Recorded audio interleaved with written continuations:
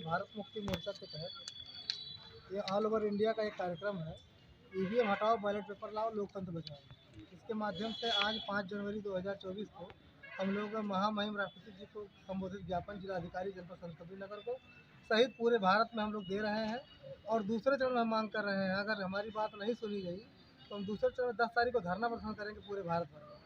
अगर उसके बाद भी मांग हमारी मानी नहीं गई तो 14 तारीख को समस्त जिलाधिकारी, पूरे भारत के जिलाधिकारी कार्यालय पर रैली प्रदर्शन किया जाएगा।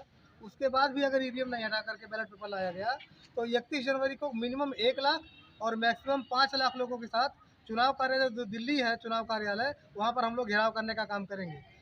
इस देश में इलेक्ट्रॉनिक वोटिंग मशीन के माध्यम से घोटाला करके, फर्जी वादा करके चुनाव हो रहा है, जिससे कांग्रेस और बीजेपी को फायदा पहुंचाया जा रहा है।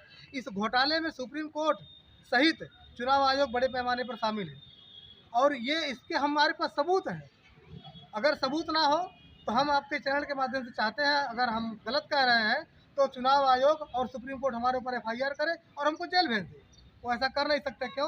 क्योंकि इस देश में चुनाव आयोग और सुप्रीम कोर्ट के माध्यम से इस देश में धांधलीबाजी करके चुनाव में कांग्रेस और बीजेपी को फायदा पहुंचाया जा रहा है। आप लोग क्या चाहते हैं?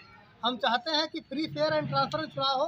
8 अक्टूबर 2013 को सुप्रीम कोर्ट ने फैसला दिया कि इलेक्ट्रॉनिक वोटिंग मशीन से मुक्त, निष्पक्ष और पारदर्शी चुनाव नहीं हो सकता। इसका मतलब कि ईवीएम मशीन से चुनाव साफ सुथरा नहीं हो सकता। पूरे दुनिया में बैन है चुनाव, ईवीएम से चुनाव होना, लेकिन भारत में किसको फ़ायदा पहुंचाने के लिए किया जा रहा है?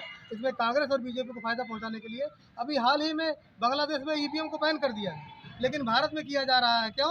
कि इस देश में जनता के साथ, 140 करोड़ जनता के साथ धोखेबाजी की जा रही है, फर्जीवाड़ा किया जा रहा है और उसके चुनाव में धांधली करके जनता पूर्ण रूप से विरोध में है, लेकिन फिर भी चुनाव बीजेपी और कांग्रेस कैसे जीत के आ रही है? इसमें ईवीएम मशीन धांधली करके, बाजी करके ये लोग चुनाव जीत रहे हैं। हम चाह रहे हैं कि ईवीएम मशीन बंद हो और बैलेट पेपर से चुनाव हो।